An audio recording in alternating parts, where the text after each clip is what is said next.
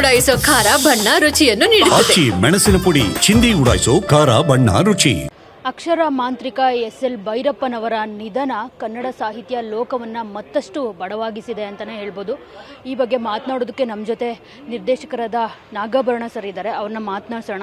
Sir, ನಾನು ಆವಾಗಲೇ ಹೇಳ್ತಾ ಇದ್ದೆ, ಕನ್ನಡ ಸಾಹಿತ್ಯ ಲೋಕ ಇವರನ್ನು ಕಳೆದುಕೊಂಡು ಮತ್ತಷ್ಟು ಬಡವಾಗಿದೆ ಅಂತ ಹೇಳ್ಬಿಟ್ಟು. ಸೊ ಅವರ ಒಂದು ನಿಧನ ಎಷ್ಟು ಲಾಸ್ ಸರ್ ಕನ್ನಡ ಚಿತ್ರರಂಗಕ್ಕೆ, ಜೊತೆಗೆ ಕನ್ನಡ ಸಾಹಿತ್ಯ ಲೋಕಕ್ಕೆ? ನಾವು ಪ್ರತಿ ಸಲ ಸಾಂಪ್ರದಾಯಿಕವಾಗಿ ಒಂದು ಮಾತನ್ನು ಹೇಳ್ತೇವೆ. ಯಾರೇ ತೀರ್ಕೊಂಡಾಗ ಅಥವಾ ಯಾರೇ ವಿದ್ವೇಷರಾದಾಗ ಅವರಿಂದಾಗಿ ಇಡೀ ಅಕ್ಷರ ಲೋಕಕ್ಕೆ ಇರ್ಬೋದು, ಸಾಮಾಜಿಕ ಲೋಕಕ್ಕೆ ಇರ್ಬೋದು, ಅವರ ಬಂಧು ಬಾಂಧವರಿಗೆ ಮತ್ತು ಸ್ನೇಹಿತರಿಗೆ, ಅಭಿಮಾನಿಗಳಿಗೆ ಒಂದು ಕೊರತೆ ಉಂಟಾಗುತ್ತೆ ಅಂತ. ಆದರೆ ನಾನು ಇಲ್ಲಿ ಹೇಳಲಿಕ್ಕೆ ಇಷ್ಟಪಡೋದು, ಈ ಅಕ್ಷರ ತಪಸ್ಸು ಇದ್ದಾರಲ್ಲ, ಅವರು ನಮಗೆ ಕೊಟ್ಟು ಹೋಗಿರುವುದೆಷ್ಟು, ನಮಗೆ ಬಿಟ್ಟು ಹೋಗಿರುವುದೆಷ್ಟು, ಅವೆಲ್ಲದರ ಒಂದು ದೊಡ್ಡ ಜ್ಞಾನ ಭಂಡಾರವನ್ನು ನಾವಿವತ್ತು ನಮ್ಮದಾಗಿಸ್ಕೊಂಡಿದ್ದೇವೆ. ಅದಕ್ಕಾಗಿ ಅವರು ಚಿರಂಜೀವಿ. ಅವರು ಹೋಗಿಲ್ಲ, ನಮ್ಮ ಜೊತೆ ಇದ್ದಾರೆ, ಸದಾ ಇರ್ತಾರೆ, ಅಕ್ಷರ ಲೋಕದ ಮುಖಾಂತರನೇ ಇರ್ತಾರೆ.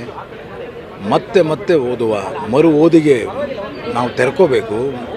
ಅವರು ಆ ರೀತಿ ಮತ್ತೆ ಮತ್ತೆ ನಮ್ಮ ಜೊತೆಯಲ್ಲಿ ಮರುಹುಟ್ಟು ಪಡಿತಾನೇ ಇರ್ತಾರೆ. ಇಂತಹ ಒಬ್ಬ ತಪಸ್ವಿಯನ್ನು ನಾವು ಗೌರವಿಸೋದು ಈ ರೀತಿ ಪ್ರೀತಿಯಿಂದ, ವಿಶ್ವಾಸದಿಂದ, ಒಂದು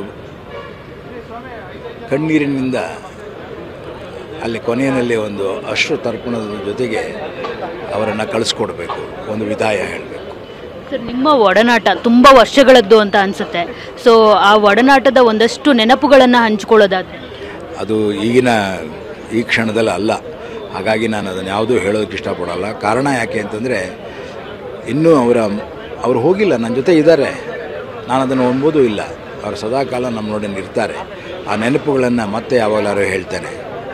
ಅವರ ಕಾದಂಬರಿಗಳ ಮೂಲಕ ಹಿಂದುತ್ವದ ಆಂತರ್ಯವನ್ನು ಅವರು ಸಾಹಿತ್ಯದ ಮೂಲಕ ಬಿತ್ತಿದ್ರು. ಸೊ ಅದ್ರ ಬಗ್ಗೆ ಹೇಳೋದಾದರೆ ಅದನ್ನು ಯಾಕೆ ಬರೀ ಕೇವಲ ಹಿಂದುತ್ವ ಅಂತ ಅದನ್ನು ಹೇಳ್ತೀರಿ? ಮಾನವತ್ವದ ಬಗ್ಗೆ ಹೇಳಿದ್ದಾರೆ ಅವರು. ಮನುಷ್ಯನ ಎಲ್ಲ ಭಾವನೆಗಳ ಜೊತೆಯಲ್ಲಿ ಹೇಳುವಾಗ ಮಾನವತ್ವ ಏನಿದೆ ಅದು ಬಹಳ ಮುಖ್ಯವಾಗ್ತದೆ. ಅವರ ಯಾವುದೇ ಕಾದಂಬರಿ ತಗೊಳ್ಳಿ, ಅಲ್ಲಿ ಎಲ್ಲ ರೀತಿಯ ಚರ್ಚೆಗೆ, ಸಂವಾದಕ್ಕೆ ಜಾಗ ಮಾಡಿಕೊಡ್ತಾರೆ ಅವರು. ಕೇವಲ ಸುಮ್ಮನೆ ಹೇಳೋದಿಲ್ಲ ಅದನ್ನು. ಅದರ ಹಿಂದೆ ಒಂದು ದೊಡ್ಡ ಪರಿಶ್ರಮ ಇದೆ, ಒಂದು ಸಿದ್ಧತೆ ಇದೆ, ಒಂದು ರೀತಿಯ ನಾನು ಇದನ್ನು ಹೇಳೋದ್ರಿಂದ ಈ ರೀತಿಯ ಎಲ್ಲ ಇದಕ್ಕೂ ನಾನು ಸಮರ್ಥನೆ ಕೊಡ್ತೇನೆ ಅನ್ನುವಂತಹ ಒಂದು ದ್ರಾಷ್ಟ್ಯನೂ ಇದೆ. ಹಾಗಾಗಿ ಅದು ಕೇವಲ ಒಂದು ತತ್ವವನ್ನು ಹೇಳೋದಿಲ್ಲ, ಒಟ್ಟಾರೆ ಮಾನವ ತತ್ವವನ್ನು ಹೇಳ್ತದೆ.